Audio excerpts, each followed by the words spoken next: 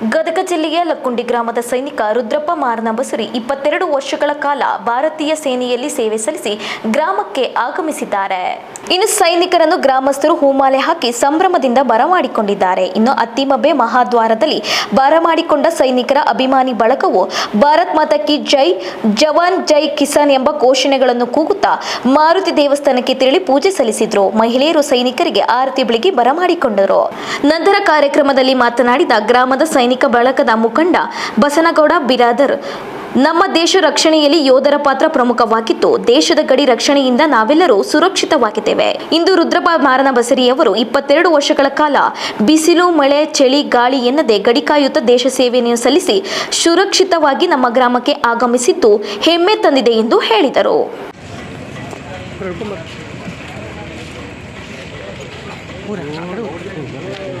ಹಾಗಲ್ಲ ಹಿಂಗೆ ಮಾಡಿವಿ ಹಿಂಗೆ ಮಾಡಿ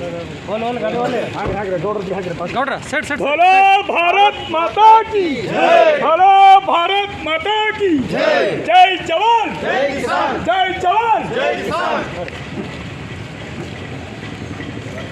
ಯಾವ ರೀತಿಯಾಗಿ ದೇಶದ ಗಡಿಯಲ್ಲಿ ರಕ್ಷಣೆ ಮಾಡುತ್ತಾ ನಮ್ಮೆಲ್ಲರನ್ನು ನೆಮ್ಮದಿಯಿಂದ ನಿದ್ರೆ ಮಾಡಲು ಬಿಡುತ್ತಿದ್ದನು, ಅದೇ ರೀತಿಯಾಗಿ ಇವತ್ತಿನ ದಿವಸ ಒಬ್ಬ ಸೈನಿಕ ತನ್ನ 22 ವರ್ಷಗಳ ಕಾಲ ಭಾರತ ಮಾತೆಗೆ ಅಮೋಘವಾದಂಥ ಸೇವೆ ಸಲ್ಲಿಸಿ ಇವತ್ತಿನ ದಿವಸ ಸ್ವಗ್ರಾಮಕ್ಕೆ ಆಗಮಿಸಿದ್ದಾನೆ.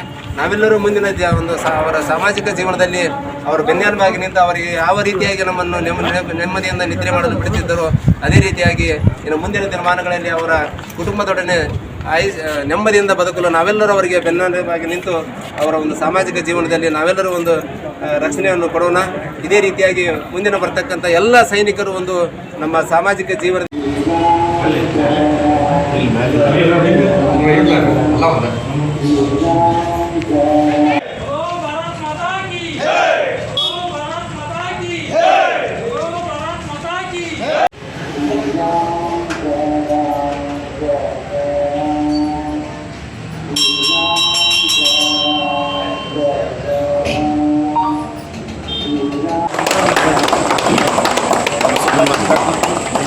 ಒಂದು ಖುಷಿನೈತಿ, ಒಂದು ದುಃಖನೈತಿ.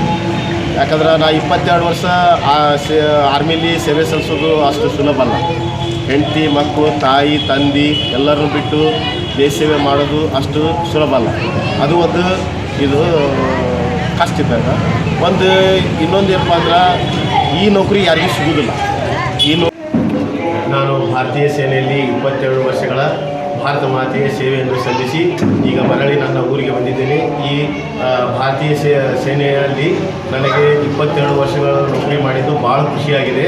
ನಾನು ಈ ಸೇವೆಯಿಂದ ಇನ್ನೂ 4-5 ಜನ ಊರಿನಲ್ಲಿ ಅವರಿಗೆ ಮಾರ್ಗದರ್ಶನಿಯಾಗಿ ಹೇಳಬೇಕಂತ ಇಷ್ಟಪಡ್ತೀನಿ.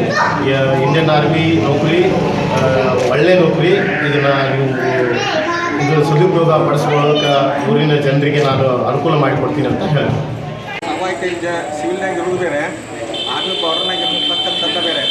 ಯಾಕಂದ್ರೆ ಅವ್ರಿಗೆ ಕಾಶ್ಮೀರ ಭಾಗದಾಗ ಯಾವ ಟೈಮ್ ಅಟ್ಯಾಕ್ ಆಕತಿ ಏನಾಕತಿ ಅಂತಂದ್ರೆ ಯಾರಿಗೂ ಗೊತ್ತಾಗಲ್ಲ. ಅಂಥದ್ದು ಎಲ್ಲ ಸ್ಪೇಸ್ ಮಾಡಿ ಇವತ್ತು ನಮ್ಮೂರಿಗೆ ಮರಳಿ ಅವರು ಸೇವಾವಧಿ 22 ವರ್ಷ ಆದ್ಮೇಲೆ ಅಂತ ಹೇಳಿದ್ದು ನಾನು. 22 ವರ್ಷ ಪೂರೈಸ್ಕೊಂಡು ಅವರು ಜಾಯ್ನ್ ಆಗಿದ್ದು ಊಟಿಯಾಗ. ಇವತ್ತು ಅವ್ರದ್ದು ರಿಟೈರ್ಮೆಂಟ್ ಇದ್ದು ಇದನ್ನು ಕೂಡ ಊಟಿ ಒಳಗೆ ಮುಗಿಸ್ಕೊಂಡು ಇವತ್ತು ಲಕ್ಕುಂಡಿ ಗ್ರಾಮಕ್ಕೆ ಸುರಕ್ಷಿತವಾಗಿ ನಮ್ಮೂರಿಗೆ ಬಂದಿದ್ದು ನಮ್ಮೂರ ಪರವಾಗಿ ನಮಗೊಂದು ಹೆಮ್ಮೆ ವಿಷಯ ಐತಿ.